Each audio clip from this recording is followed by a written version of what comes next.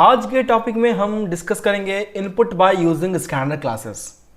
देखो, last class के video में इनपुट करने का मैंने ऑलरेडी एक वे बता दिया है, जो कि है इनपुट स्ट्रीम रीडर नाम के एक क्लास के हेल्प से।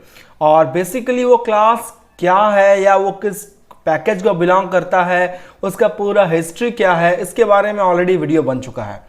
तो डिस्क्रिप्शन में मैं उसका लिंक दे दूंगा, तुम जाकर के सबसे पहले उस तरीके को देखो और उसके बाद इस तरीके को देखना जो हम आज बताने वाले हैं। देखो, आज का जो वीडियो है ये स्कैनर क्लास के ऊपर बेस्ड है। स्कैनर बेसिकली एक क्लास है जो कि एक पैकेज के अंदर प्रेजेंट रहता है। जैसे कि इनपुट स्ट्रीम रीडर एक क्लास था और वो आयो नाम के पैकेज के अंदर मौजूद रहता था या प्रेजेंट रहता था। और पैकेज क्या है इसके बारे में ऑलरेडी लास्ट क्लास के वीडियो में मैंने तुम्हें बताया है। तो देखो, स्कैनर क्लास जो है वो बेसिकली यूटिल नाम के पैकेज के अंदर प्रेजेंट रहता है। यूटिल का फुल फॉर्म होता है यूटिलिटी पैकेज। और जैसा कि आयो के अंदर में कुछ क्लासेस प्रेजेंट थे, input stream reader, buffered reader, इस तरह से, वैसे ही यूटिल के अंदर भी बहुत सारे डिफरेंट क्लासेस प्रेजेंट तो होंगे, लेकिन हम जो यूज़ करने वाले हैं वो सिर्फ और सिर्फ स्कैनर क्लास का यूज़ करने वाले हैं हम लोग, क्योंकि बाकी क्लासेस का हमारा रिक्वायरमेंट मैंने है। तो इसीलिए अब मैंने उन सारे क्लासेस को यहाँ लिखा नहीं है। तुम्हें अगर जानने की ज़्यादा ही चुल मची है तो तुम जा करके गूगल करो और देख लो कि डिफरेंट क्लासेस कौन कौन से हैं यूटिल नाम के पैकेज के अंदर। हालांकि हम लोगों का फिलहाल रिक्वायरमेंट नहीं है, तो मैं तुम्हें कहूँगा कि तुम ना देखो तो ज़्यादा बेहतर है। तो बात यह है कि स्कैनर तो एक क्लास है, लेकिन मैंने जो लास्ट वीडियो में तुम्हें बताया था उसमें आयो के अंदर क्लास थे और साथ ही साथ कुछ मैथड्स भी थे। तो वैसे ही स्कैनर के अंदर भी कुछ मैथड्स हैं प्रेजेंट, लेकिन मैं उन मैथड्स को फिलहाल नहीं लिखा हूँ यहाँ पर, क्योंकि वो एक दो मैथड्स नहीं है, वो करीबन 8 मैथड होंगे, शायद 7 या 8 या 6। तो इसीलिए मैं उसे यहाँ लिखा नहीं हूँ। लेकिन हाँ, एक कॉमन मेथड है जो कि है प्रिंट एलन। स्कैनर में भी हम किसी भी डेटा को प्रिंट करने के लिए आखिर प्रिंट नाम का मेथड का ही इस्तेमाल करते हैं। तो चलो चलते हैं स्कैनर के अंदर क्या है। देखो कि स्कैनर भी एक क्लास है। जैसे कि इनपुट स्ट्रीम रीडर में उसको जो पैकेज था आयो, उसको कॉल करने के लिए, उसे यूज़ करने के लिए हमें उसे इंपोर्ट करना पड़ा था। एक छोटे से प्रोग्रामिंग में मैंने लास्ट क्लास के वीडियो में उसे बताया था कि किस तरह से एक पैकेज को कॉल किया जाता है।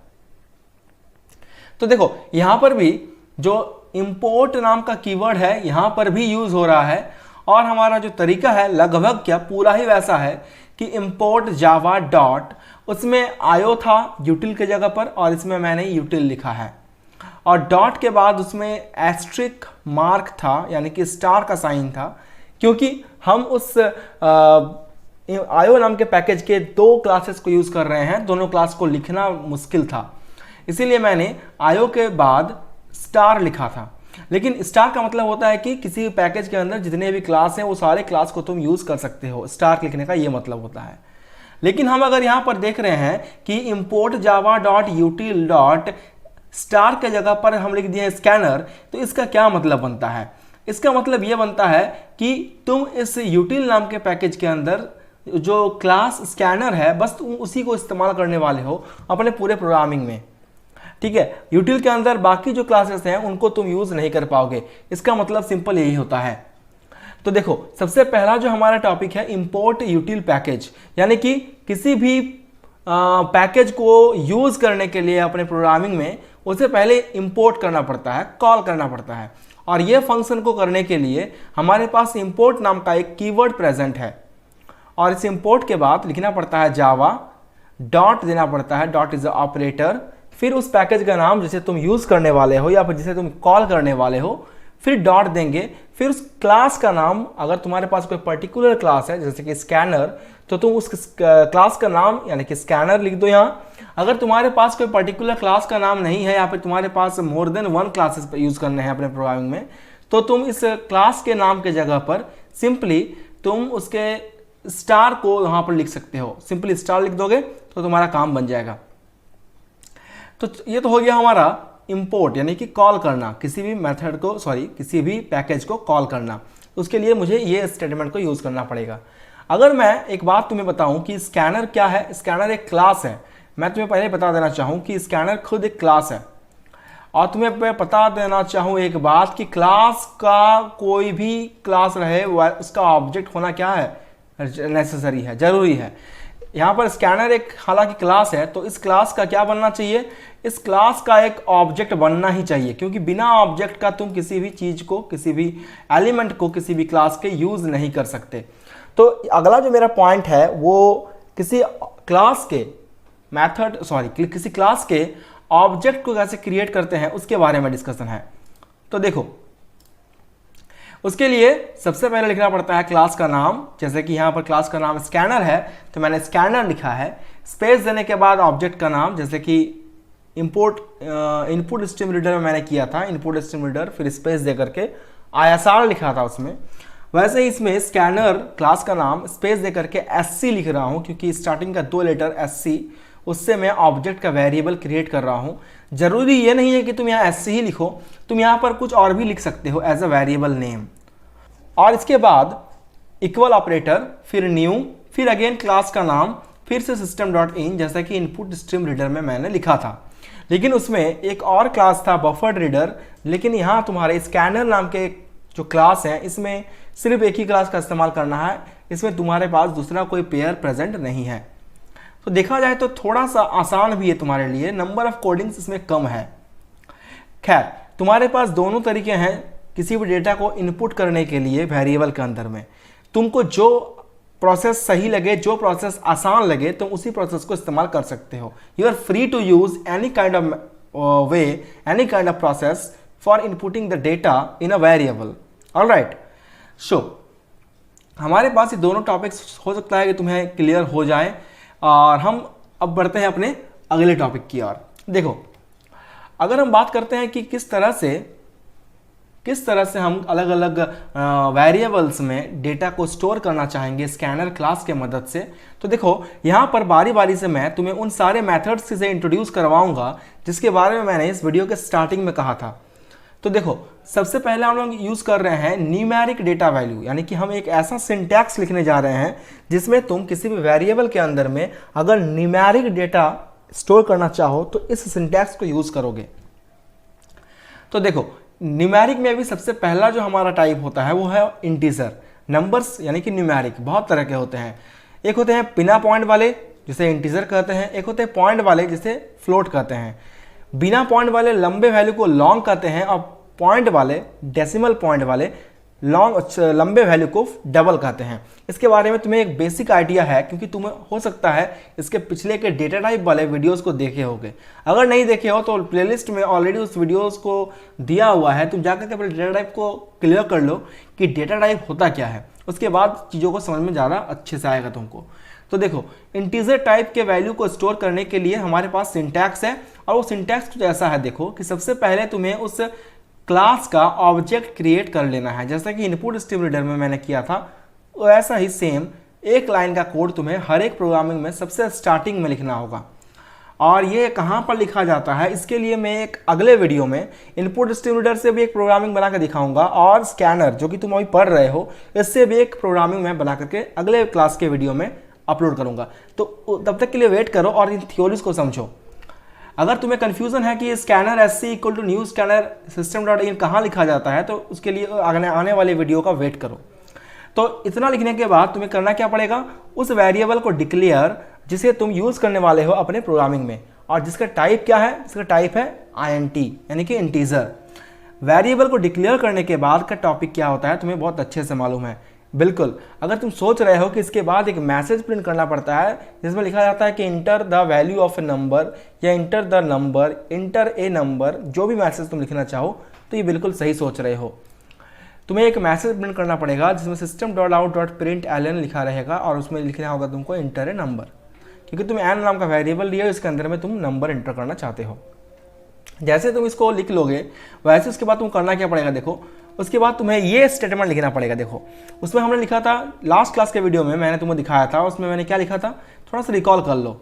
उसमें मैंने लिखा था कि n इक्वल टू, क्या लिखा था, इंटीजर डॉट पार्सिंट, यस बिल्कुल, अगर तुम्हें याद आ रहा है तो इसका मतलब तुमने रिवीजन किया है।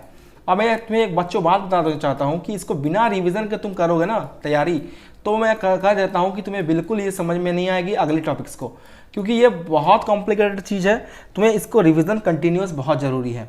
तो इंटीजर डॉट पार्सिंट और क्या लिखा था मैंने अंदर में, br डॉट रीड और लाइन इसके बाद,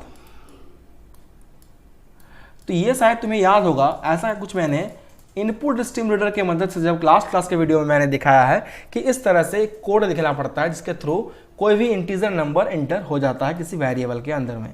लेकिन यहाँ पर देखो थोड़ा सा जो कोड का लेंथ है तुम्हें लग रहा होगा कि छोटा हो गया होगा, बिल्कुल सही सोच रहे हो। कि करना क्या है, वेरिएबल का नाम n इज इक्वल टू उस ऑब्जेक्ट का नाम जिसको तुमने क्रिएट किया है यहाँ पर, जैसे कि इसमें हम लिख रहे थे br डॉट रीड लाइन, वैसे इसमें sc उस ऑब्जेक्ट का नाम जो तुमने क्रिएट किया यहाँ पर, और फिर नेक्स्ट इंट नाम का एक मेथड है। स्कैनर में एक मेथड है नेक्स्ट इंट, जो कि बेसिकली इंटीजर वैल्यू को एक्सेप्ट करने के लिए डिजाइन किया गया है। ठीक उसी तरीके से जैसे कि तुम्हारे पास integer dot parseint br dot read line था, वैसा ही स्कैनर में sc dot next int, sc तुम्हारा ऑब्जेक्ट है, sc is the object name, object variable name, object variable, और ये जो नेक्स्ट इंट है ये तुम्हारा मेथड है जो कि स्कैनर नाम के क्लास के अंदर में प्रेजेंट है, जिसका इस्तेमाल हम लोग करते हैं किसी भी इंटीजर डेटा को किसी वेरिएबल के अंदर में स्टोर करने के लिए ऑन द रन टाइम। जब तुम प्रोग्राम को रन करोगे तब ये काम कर सकते हो। तो उम्मीद करूंगा कि इंटीजर के लिए तुम्हें कोई डाउट नहीं है। मैं बढ़ जाता हूं अपने अगले टॉपिक पर। अगला टॉपिक हमारा कुछ ऐसा है, देखो कि to accept and float data, उसके लिए मेरा सेम काम होगा पहला कि scanner sc equal to new scanner system dot in. अगला टॉपिक हमारा भी सेम है कि सबसे पहले फ्लोट यानी कि डेटा टाइप और फिर वेरिएबल का नाम, यानी कि ये हो गया तुम्हारा वेरिएबल डिक्लेरेशन। इसके बाद अगेन वही मैसेज इंटर अ नंबर और फिर वही variable equal to sc dot next float. देखो कुछ कॉमन चीजें यहाँ पर तुमको दिखेंगी कि ये sc तुम्हारा वही ऑब्जेक्ट वेरिएबल है, नेक्स्ट लास्ट स्लाइड में था और उसमें नेक्स्ट इंट था, यहाँ पर नेक्स्ट फ्लोट लिखा गया है क्योंकि तुमने यहाँ पर फ्लोट को डेटा टाइप लिखा है, एज अ फ्लोट तुमको ये n को डिक्लेयर किया तुमने, इसीलिए sc डॉट नेक्स्ट फ्लोट। इस तरह से अगर मैं चाहूँ कि डबल टाइप का कोई डेटा में वैल्यू को स्टोर करना तो तुम क्या लिखोगे, तो उसके लिए लिखना पड़ेगा n equal to double type के लिए, ठीक है, sc डॉट, बिल्कुल अगर तुम लिख रहे हो sc डॉट नेक्स्ट डबल तो तुम्हारा आंसर बिल्कुल सही है। अगर तुम चाह रहे हो कि तुम एक डबल टाइप का डेटा को स्टोर करना तो उसके लिए लिखना पड़ेगा sc डॉट नेक्स्ट डबल, जो कि देखो अगले स्लाइड में तुमको दिख रहा होगा। देखो बिल्कुल दिख रहे हो ना कि sc डॉट नेक्स्ट डबल वही स्टेटमेंट है जो कि तुमको मैंने लास्ट स्लाइड में बताया या फिर तुमने खुद से लास्ट स्लाइड में सॉल्व किया होगा। तो उम्मीद करूंगा कि तुमको यहां तक समझ में आया होगा और यहां तक में कोई भी टॉपिक पे कोई डाउट नहीं रहा होगा, ठीक है। चलो बढ़ जाते हैं इसके बाद हम लोग कि ये तो हो गया जितने भी हमारे पास न्यूमेरिक टाइप के डेटा थे। हाँ, तुम्हारे पास एक सवाल होगा सर कि डबल तो हो गया, अगर लॉन्ग टाइप का डेटा रहेगा तो क्या लिखेंगे, तो उसे लिखना पड़ेगा तुमको n equal to sc dot next long, और ये हो गया तुम्हारा लॉन्ग टाइप के वैल्यू के लिए। लॉन्ग को मैंने इसमें और ज़्यादा डिस्कस नहीं किया है क्योंकि जैसा तुम्हारा इंटीजर फ्लोट डबल है वैसा लॉन्ग के लिए भी सेम रहेगा।